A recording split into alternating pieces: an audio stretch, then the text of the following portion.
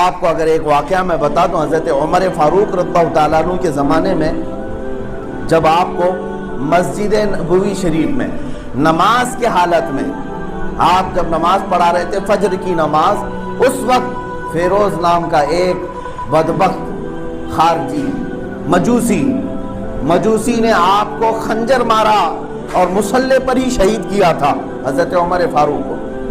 ایک رکعت ہو چکی تھی، صحابہ نماز پڑھ رہے تھے، اب مارنے والا چاہتا تو مسجد سے باہر نکل جاتا، صحابہ اکرام کی صفیں اتنی مضبوط تھی کہ پوری نماز تک وہ باہر نکل نہیں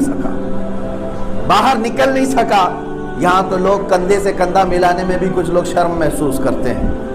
میرے عزیزو، ایمان کی علامت ہے کہ کندھے سے کندھا ملا کر کے تمہیں جو کھڑا کیا جا رہا ہے، تاکہ تمہارے اندر سے انانیت، تکبر، گھمنڈ، یہ ساری چیزیں ختم ہو جائیں۔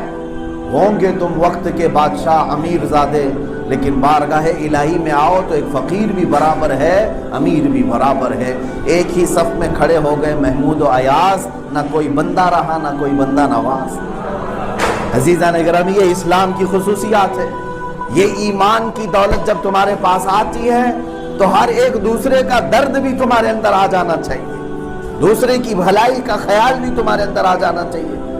تو صحابہ کرام کی صفت میں اللہ نے تعریف میں قرآن میں بیان کیا کہ یہ صف بھی لگاتے ہیں تو اتنی مضبوطی کے ساتھ کھڑے ہو جاتے ہیں، اور یہی تو حالت تھی کہ دوسرا کوئی ان پر حملہ آور نہیں ہونے چاہتا تھا، کیونکہ پتا تھا ایک بھی ان کی جماعت سے مارا جائے گا تو یہ پورے کے پورے صحابہ کھڑے ہو جاتے تھے۔ کئی غزوے ایسے ہیں جس میں یہودیوں نے کسی ایک مسلمان کے ساتھ چھیڑ خانی کی۔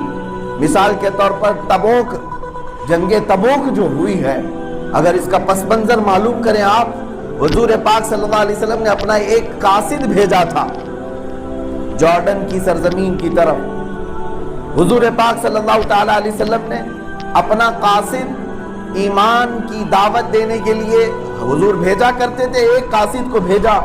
اس علاقے کے لوگوں نے رسول پاک کے قاصد کے ساتھ بدتمیزی کی اور یہاں تک کہ ان کا قتل کر دیا۔ تو آپ ایک قاصد کو قتل کرنا کتنا بڑا جرم تھا۔ خود رسول پاک صلی اللہ علیہ وسلم صحابہ سمیت مدینے سے نکل گئے، 900 کلومیٹر کا فاصلہ تھا، لیکن رسول محترم صلی اللہ تعالیٰ علیہ وسلم کے صحابہ نکلے تاکہ دنیا کو یہ بتایا جائے ہماری جماعت سے ایک کا بھی قتل ہونا پورے لوگوں کے قتل کے برابر ہے۔ قرآن کہتا ہے من قتل نفسا متعمدا، ایک شخص کو جان بوجھ کر کے قتل کرنا، فکأنما قتل الناس جميعا، گویا کہ اس نے سارے انسانوں کا قتل کر دیا۔ آج یہ حالات بدل گئے، ایمان والوں کے قتل پر ہمارے ہاں سے کوئی آواز بھی نہیں اٹھتی۔